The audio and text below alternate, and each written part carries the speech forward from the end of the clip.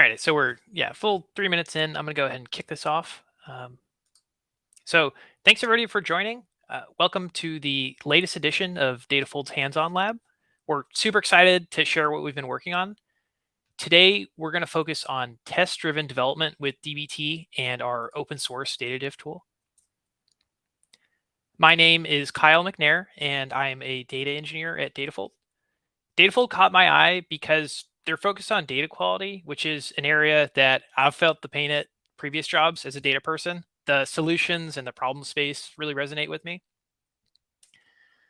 Datafold is focused on improving the lives of analytics and data engineers. Our workflow-based tooling helps flag data quality issues before they make it into production. So the idea is you can move faster with greater confidence. By the end of this call, you'll know what's a data diff and why you need them in your life. We will get you set up using data diff in a real DBT project. You'll run some diffs and you'll see the tool in action. Just a note, we've designed this call to allow the audience to try out data diff real time, but no pressure. Feel free to simply watch or to try out this tool on your own time. This will be recorded. So on our to-do list is some housekeeping to get everyone in the DBT Slack. I'll give an overview of what exactly we mean when we say data testing. We'll get our hands dirty with the demo and everyone on the call can try out the tool. And finally, we'll cover what it takes to implement data diff in your DBT project. So if you're not there already, please join the tools-datafold channel in the DBT Slack. As we go along, we'll be posting links in Slack and also in the event chat. Helping me out today are our friends Leo Folsom and Dan Lowen.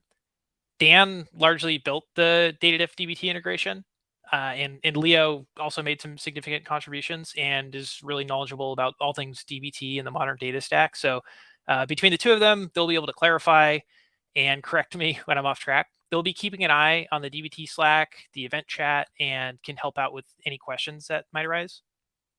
So let's get into it. Thinking about data quality, how does it make you feel? Throw a response in the chat.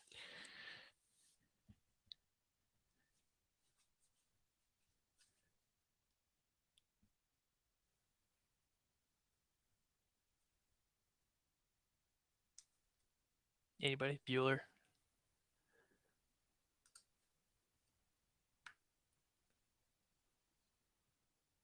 Okay, sad from Dan.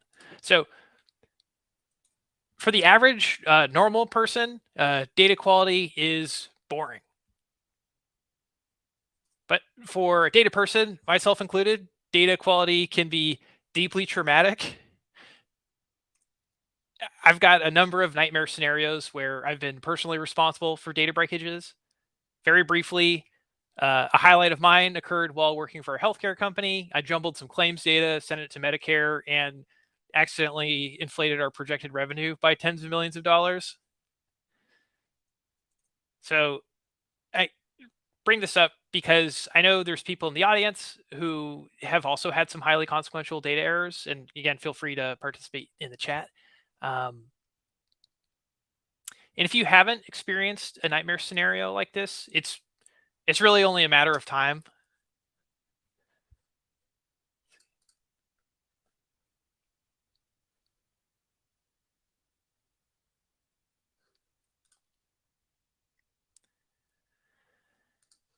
Sorry, keeping an eye on the chat, seeing what people are throwing in there. So for those that have felt the pain, I'm here to tell you that it's not your fault. These data issues where there's a lack of quality and testing are not people failing. I'm convinced it's a failure of process. It's a lack of tooling. 23-year-old me manually chopping up CSVs was inevitably going to make some kind of error. Right? There's got to be a different way, right? Enter data testing. So at Datafold, we talk about data testing around use cases, two of which are development, which is the individual going single player mode, and deployment, which is where the process becomes more of a collaborative team mode. Seeing this visually, development testing happens way left typically before you open a pull request. This is you developing locally on your machine. This is writing ad hoc SQL, hanging out in the command line in your text editor of choice. This is dbt runs, dbt tests. This talk is focused on that development space, and that's where our open source data-diff tool fits in. Deployment testing happens a little further right after you open a pull request and maybe kick off your CI staging job. If you're familiar with Datafold, you might have heard the term data-diff associated with deployment or CI/CD. That's our cloud product and not the focus for today. Flipping back to development testing. Again, it happens way left when you're working on changes solo. More poll questions for the crowd. When developing, how do you check your work? Got A, nothing. B, ad hoc queries. C, DBT tests or unit tests. We could do DBT expectations. Or D would be dump to spreadsheet. There's A, B, C, D, F, cry, B, C, D. And an A. There we go. So, right, there's the A, the nothing. This is type of testing is pretty self-explanatory. You just kind of roll the dice. Ad hoc queries, specifically that's counting records, that's looking for nulls, that's maybe some outer joins or set-based logic. And right, DBT test, which is assertions about values, about uniqueness. And also the classic, you dump to spreadsheet, you copy paste, you do some VLOOKUPs, then you're rocking. So armed with our basic data testing tools that we just talked about, let's put them in action and talk through an example change. So I've got what's essentially a simple update to a model, and we're going to think about data testing. This is a real example of something I ran into in our DBT project. So we have a dim orgs model that is built on top of my user sign-in model. I decided I wanted to swap org created events for the sign-in events. I thought it made more sense to build an org model around the org created event rather than the user sign-in event. Maybe an org never had a user sign-in and is missing from the dim orgs model. Logically, this change seems pretty reasonable and relatively safe, right? Maybe. So here's the change presented as code. Apologies for showing code here, but that's sort of the point. Code's hard to read. If I put on my code review hat at line 7, I can see we're swapping sources. At lines 4 and 5, I can see we're adding a couple columns. We're adding org name and employee range. Not super worried about that. At line 6, we're swapping out this calculated created at field for a proper created at field, which I like. So from here, could you confidently push to production? Let's check with Secretary of Defense Donald Rumsfeld. He's got a development testing framework we can learn from. So we've got known knowns. We're swapping models. We're adding columns. The known unknowns. I know there's a couple downstream models that could have some records changed. I expect some kind of impact to those models downstream. I'm not sure exactly what. I know that created at date is the created field is changing, so that could have some impact downstream. And we're possibly adding a few orgs if they've never logged in. And the real threat is the unknown unknowns. It could be anything. So these are things we'll want to investigate. Turning back to our data testing tools, let's think of some ad hoc queries to investigate this change. We can check for uniqueness, unique records, that looks good. We can check for null IDs. We're good here too. We could check for record counts between prod and dev. And it looks like the counts are different. It's off by 11 and not in the direction I expected. Looks like we might have lost 11 records from our dim orgs model. So we'll want to keep an eye on that. More ad hoc fishing around. We could use the accept, some set-based logic to see the missing 11 IDs. I can do a left outer join to see the full detail on the missing 11 records. If I was missing records from both sides, I could do a full outer join. I'm starting to get an idea of what's going on, and I'm glad I didn't push straight to production. The ad hoc queries were a good call here. What about DBT test? DBT tests could help cut through some of the ad hoc queries. We could do a simple not null and unique test on our org ID, and that lets us know we're good on that front. I had a relationship test on a downstream model to make sure references are valid. That passed. We could even just do a full DBT build and run everything downstream. Everything ran and tests are passing. What about our trusty spreadsheet? We could dump IDs to a spreadsheet, do a VLOOKUP, and find our missing 11 records. So the point running through how we might check a change is that these methodologies are scattered and manual. It's hard to be consistent with testing, and it seems way too easy to make a basic mistake like dropping records from a core model. Even if we eventually catch an error when testing during development, does this feel way harder than it should be? This required manual queries, some DBT tests that we had to write, maybe even some Excel. Not only is this style of testing difficult, it's inherently inconsistent.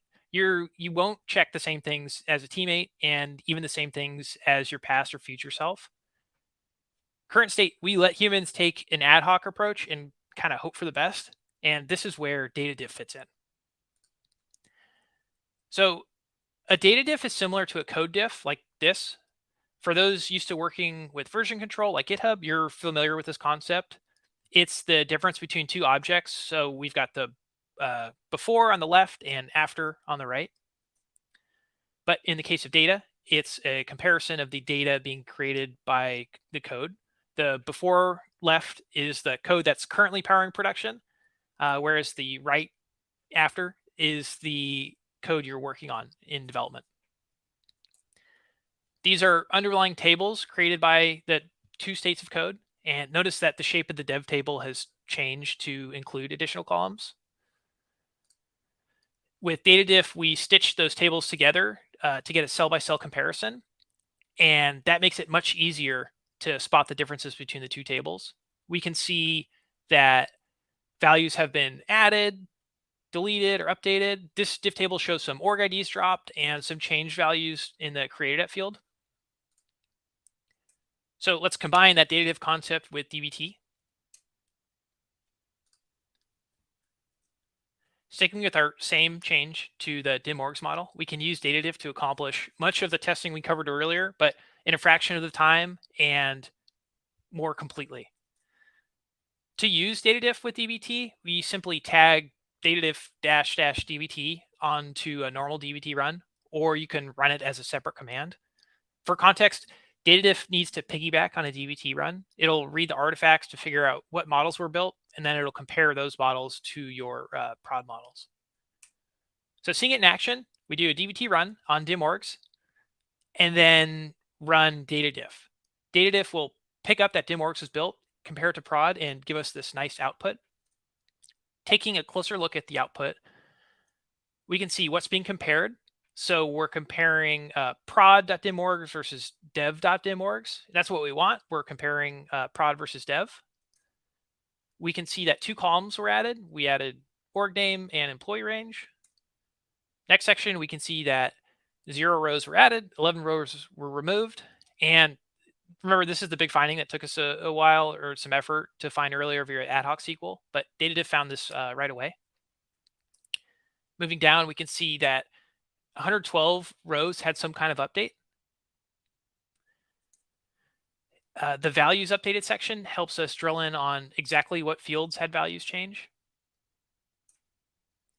And it looks at those 112 updated rows had some kind of change to the created at field. All the other fields were unchanged. So with data-diff -dbt tagged onto a normal DBT run, we've already gotten some nice info that under normal circumstances we'd potentially miss if we took option A of do nothing, or we would need to do some ad hoc SQL or spreadsheeting to find. This new check is easy and can be consistently applied. What about downstream models? dim-orgs has 3 downstream models, and I don't want to blow those up.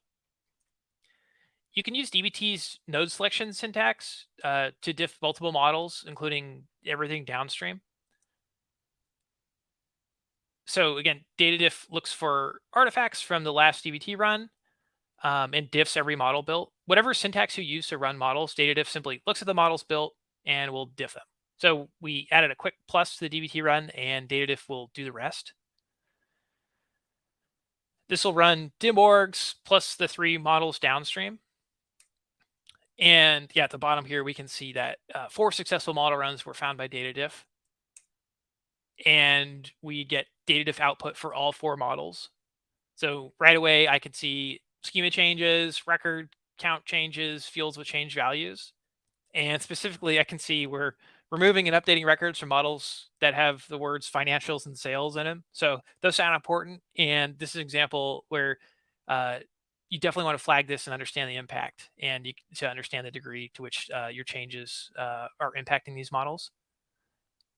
All right, so I know everyone's pumped about data-diff now. So now we're going to dig into a hands-on demo of our open source tool, data-diff, with DuckDB. So before we move on, I want to give a shout out to Doug Beatty of DBT Labs for contributing to the project and adding DuckDB support. The cool part of using DuckDB for this demo is that it's entirely self-contained, and you could run it locally without the need to mess with a cloud data warehouse. To ensure you don't run into any issues, we recommend you have the following prereqs. If you don't have all the above, or you run into an issue along the way, again, ping us in Slack or in the event chat, and we'll try to help. And you can also follow along without running data-diff. So for more context, I'm going to be using VS Code, and I'm just going to follow the docs in our GitHub repo, and we've got it set up so that you can just copy and paste. And yeah, keep an eye out for a link to the demo repo in the chat. And within the repo, we've also got these prereqs listed. All right, demo time.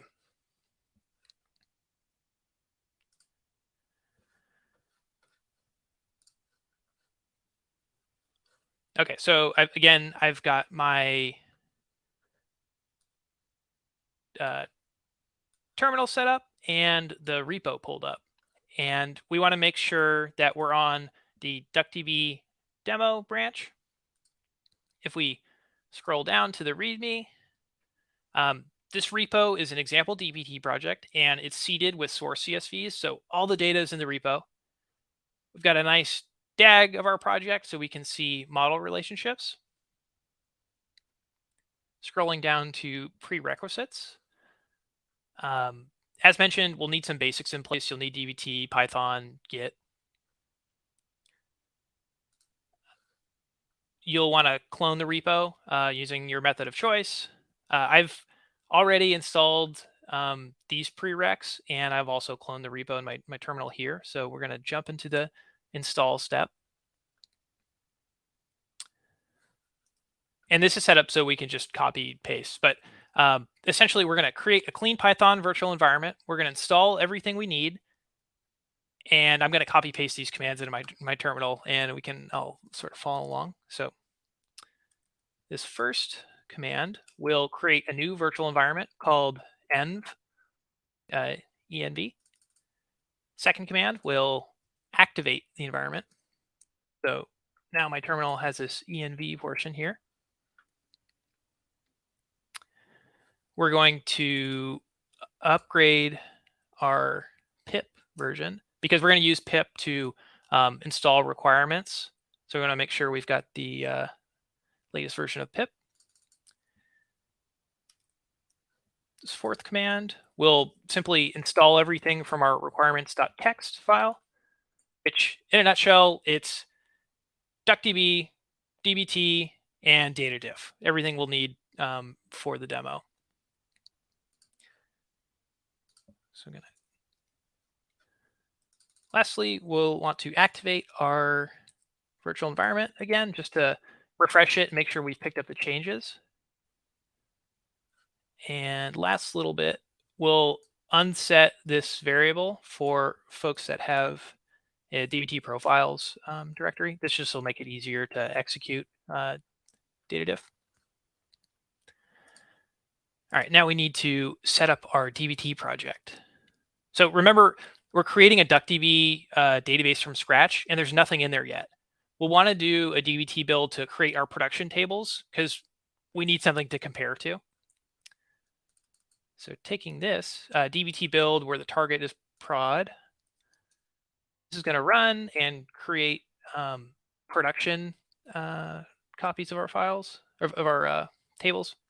Notice that the schema is prod.feature use and prod dot. So we've created a data set in our target prod. And we're going to do the same thing for our dev tables just to make sure all of references are valid. Right now we can notice that the schema here is dev dot.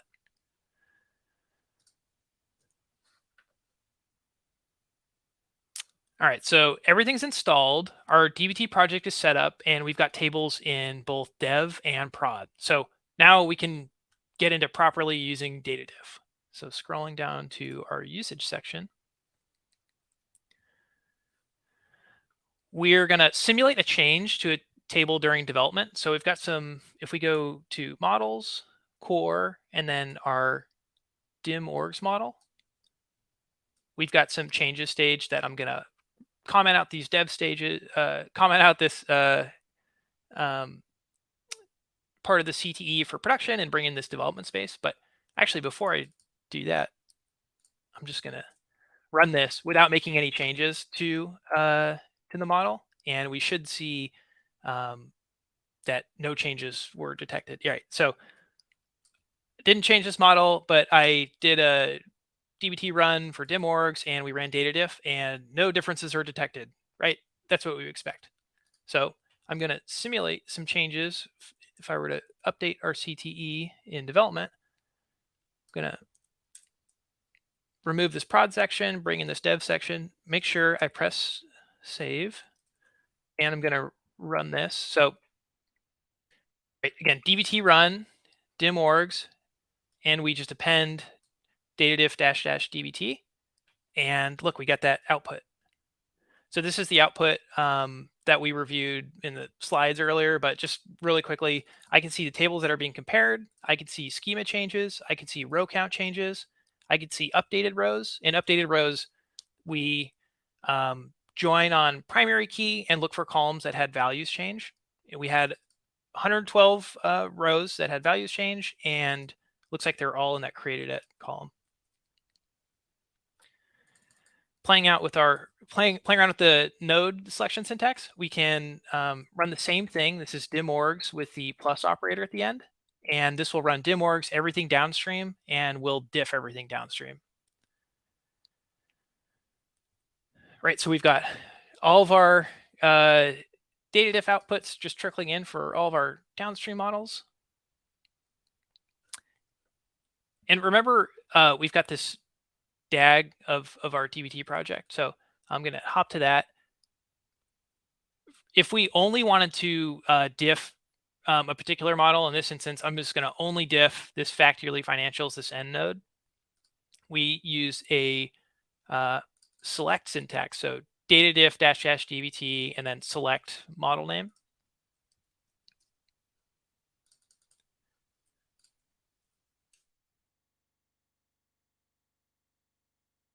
Right, so there we go. We diffed just that particular model that we wanted to see. So pretty cool, right? Adding on to our demo, sort of a director's cut, wanted to show off some cool new features recently released. We've got these configurations that you can add to your YAML. Starting with this filter table option, we can add a filter to metadata that will act like a SQL where clause. So an example use case, you could use this to only diff like a certain segment of accounts if you really wanted to drill in on enterprise accounts, if you're making a specific change there, or you could only look at recent data. I saw a comment in the chat with concern about compute. So if we had like a really big table, we could filter for only recent data. If you have an incrementally loaded event table or something like that. So just to see that in action, if we go to the schema here for dim orgs, I have a example filter queued up. So if we pull that in and remember to save, what this will do is this will diff dev.dimorgs and prod.dimorgs, and we'll only be looking at orgs with a created at date after May of 2022. This is a little arbitrary. I really just picked an arbitrary date, but just the point here is that the record counts will change. Notice that we're not losing any rows here when we look at the more recently created orgs. And the second bit I wanted to highlight was this include exclude columns. So you can specify which columns to include or exclude in the diff. And again, we use metadata in our schema. So, and I have an example queued up. So this is going to exclude the created at column. So we've seen that created at column has had updates to values. And let's say that's really noisy and we expect that. We could just exclude that from the diff. So I've updated my metadata and I'm going to rerun that. So again, this should run the same model, but we just won't include created at. And notice that there's no rows with new values, and created it isn't appearing there because we've successfully excluded it from the diff. So thus concludes the demo portion. Oops.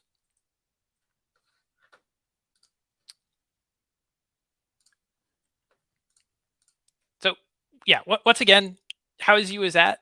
With data-diff-dbt tagged onto a normal dbt run, you cover your bases on testing. I personally use this when I'm developing in dbt before I open a pull request, like for reals. If I didn't work at Datafold, I would definitely use it. Just a recent example, I ripped out, we use Fivetrans dbt Salesforce package to create all of our Salesforce staging models. And I decided I wanted to get rid of it. Under normal circumstances, that would be a real house of cards pulling out all my staging Salesforce models. But using data-diff locally, I flipped things over, ran my diffs, and was mostly in the clear. I spotted a few schema changes, but otherwise it was plug and play. In the before time, something like that would have been scary, but I did it in a single PR and it wasn't that big a deal. So this new check is easy and can be consistently applied. Wowee. So assuming I've convinced you that data-diff is cool, you're no doubt asking yourself, how can I set it up in my DBT project? So 3 easy steps: install, configure, run. You navigate to your DBT project and install data-diff and the appropriate connector. It's pretty straightforward, and these are the databases we support. Data-diff needs help identifying your production tables for comparison. So depending on how your production environment is set up, you'll need to point data-diff towards your production DB or schema. We support those using databases as an environment, schemas as an environment, custom schemas, custom databases. So we think we've got most of the bases covered, but if you're having a hard time, just hit us up in tools.datafold. Second and last bit of configuration. In order to compare data sets, data-diff needs to know your primary keys so that it can stitch prod versus dev tables together. So originally, we just offered these meta tags to identify a primary key. We realized that having to tag every single one of your models is a little cumbersome. So we've added primary key inference to a recent release. If the primary key isn't provided explicitly, data-diff will infer the primary key from dbt's uniqueness test. So if you have a single column with a uniqueness test defined, data-diff will use this column as the primary key. And primary key inference works across multiple columns if you've got composite primary key. So if you've got uniqueness tests on multiple columns, data-diff is smart enough to figure it out. This is an example of us getting good feedback from our community of users and Datafold quickly iterating to improve data-diff. We want to remove friction and make it as easy as possible for folks to use data-diff. So please speak up. Once you've installed and configured your project to run a data-diff, we can run as a single command appending to your dbt run, or you can run it as separate commands. Data-diff will diff models from the previous run, or you can if you're developing, you can do a few DBT runs as you iterate, then do a data-diff on the latest state. And as we saw in the demo, you can use the select flag to specify what models you want to run. So to learn more, you can follow this link to our Datafold docs or the QR code. This will take you to our docs and you can get started from there. As I wrap up, I want to say thank you to the Datafold team for helping put this on, particularly Sarah, who does all the behind the scenes work, and Dan and Leo for helping. Let's see, they're active in the chat. If you have any questions, you can find us in the tools.datafold channel in our DBT Slack. You can also send feedback straight to the data-diff repo, either via a bug report or a feature request. And a couple quick announcements, two of which. So first of all, we're going to do another vhaul in a few weeks with a working title of, okay, I've installed data-diff, now what? It'll be sort of a 201 level course that generally assumes you've got data-diff installed. We'll be covering a few common tasks like refactoring, bug fixing, schema changes, things like that. You can think of it as data-diff applied. So keep an eye out for that. We'll be announcing that shortly. One last announcement, periodically Datafold holds data quality meetups where we have a few speakers give quick talks about a particular topic. The upcoming topic is database migrations. This will be in July. So if anyone has some scary data migration stories, please hit us up in the tools.datafold Slack and we can get you to share your story at the DQM. All right. So, no further ado. Appreciate everyone taking the time to attend. Hopefully, this has been helpful to get you up to speed on data-diff. And I'm just going to keep an eye on questions. And thank you, everyone, and have a great day.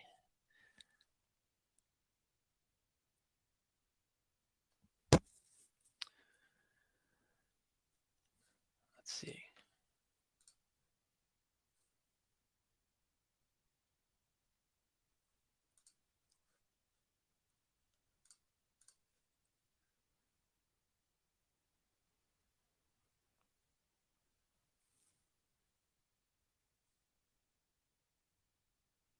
Yeah, thanks, everybody.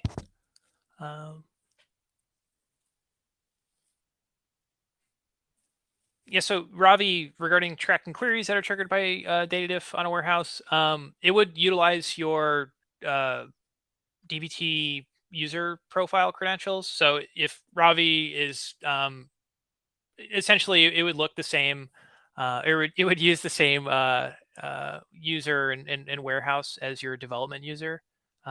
They're pretty easy to spot. They're outer joins and query counts, but you wouldn't have a way to explicitly group them out of the box.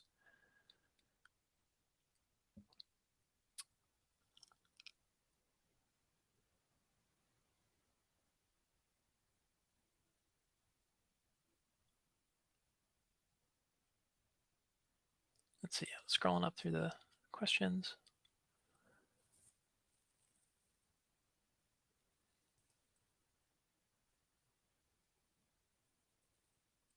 Yeah, regarding the data-diff version, we keep an eye on that, and we support up to 1.5. There might be Python requirements in there. I don't know if Dan, you could speak to that. Yeah, see Dan is typing.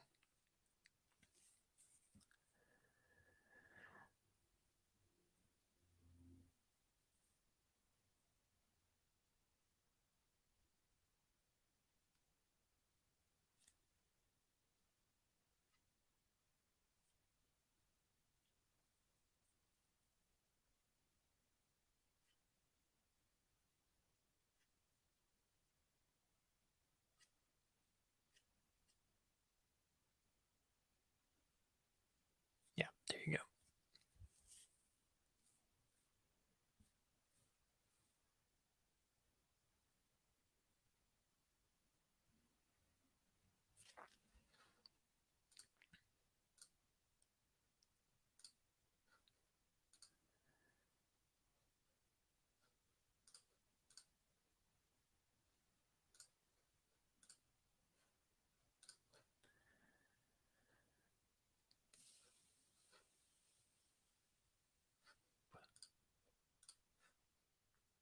All right, questions have kind of dried up, so I'm going to go ahead and call it. But yeah, want to say thanks everyone for joining. Yeah, have a good day. See ya.